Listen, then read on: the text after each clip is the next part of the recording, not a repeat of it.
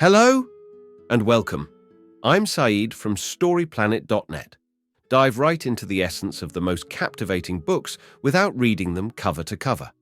Whether you're on the go, at the gym, or just relaxing at home, we offer you a unique and enriching listening experience. Today, we are exploring the book, Brave New War, a creation by Robb. Thanks to modern technology and globalization, a single individual can now successfully wage war against an entire nation. This may appear unimaginable, but it is indeed a reality. Before we delve into these revelations, it's interesting to note that Robb, a military analyst and high-tech entrepreneur, now offers guidance to corporations and governments regarding upcoming terrorist risks. He has authored numerous articles on war and military tactics and maintains a blog called Global Guerrillas. With 8 key ideas to unveil, brace yourself for a deep dive into this captivating book. On StoryPlanet.net. To start, discover the potential vulnerabilities in your comfortable and secure life. The text discusses the vulnerability of nation-states to terrorist attacks despite their military resources. It highlights that the safe lives we enjoy are dependent on fragile systems that can easily crumble. Additionally, it argues that undermining civil liberties and privacy of citizens is not an effective way to stop terrorists. Key idea number 1. Nation-states can no longer dominate warfare. In the past, wars were mainly fought between nation-states, with larger states having the advantage. However, the development of nuclear weapons has made direct conflict between developed nations unlikely due to mutually assured destruction. The interconnectedness of nations through trade and international organizations, like the UN, also discourages conflict. The rise of proxy wars fought by guerrillas further diminishes the advantage of large armies, as small-scale attacks can wear down the enemy gradually. Examples include the US using guerrillas in Afghanistan and Iran and Syria using terrorists in Lebanon. Large armies have struggled against guerrillas in recent years, as seen in Vietnam, Iraq, and Afghanistan. Key idea number 2. The internet and new technologies are reducing the influence of nation-states. The power of nation-states has been declining due to the emergence of new technologies.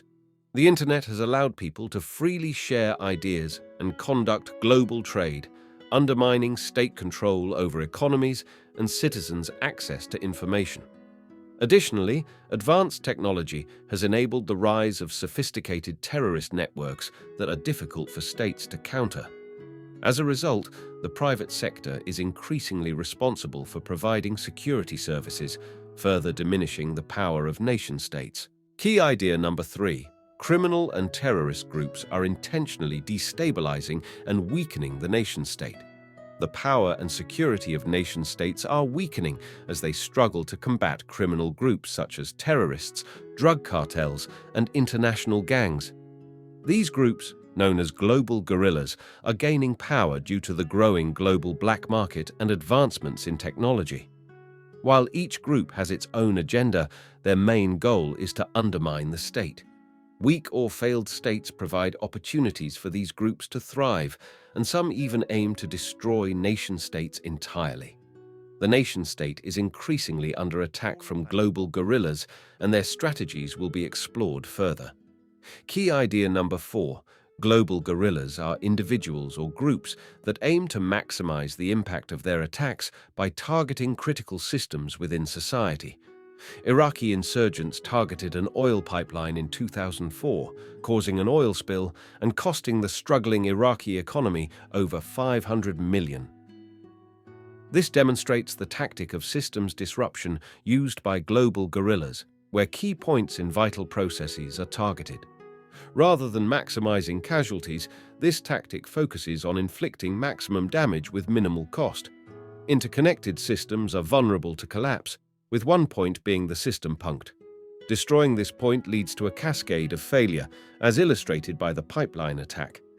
Even small operations can paralyze states and undermine their credibility.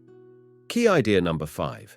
Global guerrillas, like software developers, use open-source networks to develop their tactics and weapons. The development of software has been accelerated through the use of open-source networks. where people can share and improve upon each other's work. This concept has also been applied to tactics and strategies used by global guerrillas, known as open source warfare, OSW. OSW allows for the open discussion and sharing of ideas among different groups, making it difficult to stop them as there is no clear group leader to target. Killing a figurehead like Abu Musab al-Zarqawi did not have a significant impact on the insurgency in Iraq because the group had already moved on from needing overall commanders. Key idea number 6. The internet has made small global guerrilla groups a threat in warfare. After the invasion of Iraq and the overthrow of Saddam Hussein, an insurgency against the occupying forces and the new government began. Despite significant losses of insurgents, the insurgency continued. To understand this, we can use an analogy from the business world. Globalization and the internet have created a long tail effect in markets, where numerous less dominant products can share the market. Similarly, in insurgency and warfare, there are many tiny groups and factions spreading their message and seeking supporters online. In Iraq, there were at least 75 separate insurgent groups, each with their own ideals but working towards the common goal of fighting coalition forces. This fragmented nature allowed the insurgency to persist, despite losses. Society must now find ways to prevent such groups from succeeding and threatening our way of life. Key idea number 7. Traditional approaches to security by nation-states are considered inflexible and ineffective. The traditional methods of security provided by nation-states are becoming less effective as threats constantly evolve. This is similar to the concept of black swans, where unpredictable events surprise us. Previous security measures, like airport security after 9/11, may not be effective for future attacks.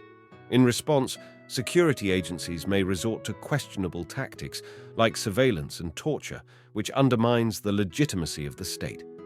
We need new strategies to protect our vital societal systems. Key idea number 8. Decentralization of vital systems is necessary to address future threats. Today's society is too inflexible to effectively deal with the threat of global guerrillas. To address this, we need to decentralize our vital systems, making them more robust in the face of an attack. Decentralization can be achieved through platforms that allow many people to act as both users and producers in a system. For example, in the electricity grid, allowing all users to input power from their own source would make the network more resilient. This kind of decentralization would prevent systems from collapsing even if we don't know the target of the next attack. In conclusion, nation-states are vulnerable to future threats due to their dependence on complex and interdependent systems. Terrorists and criminals can exploit this weakness at a low cost. The nation-state is too inflexible to effectively combat these threats. To counter the decentralized nature of criminal groups, individuals and societies must become more fluid and autonomous. One way to contribute to security is to be careful of the economy one supports, as the black market funds these criminal groups.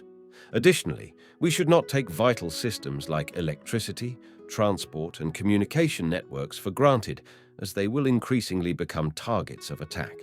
Society should be prepared to survive and thrive without these systems. Thank you for listening to this summary. If you enjoyed this exploration, we invite you to discover other fascinating books on storyplanet.net. Don't wait any longer. A multitude of books, stories, and knowledge await you there. See you soon on storyplanet.net.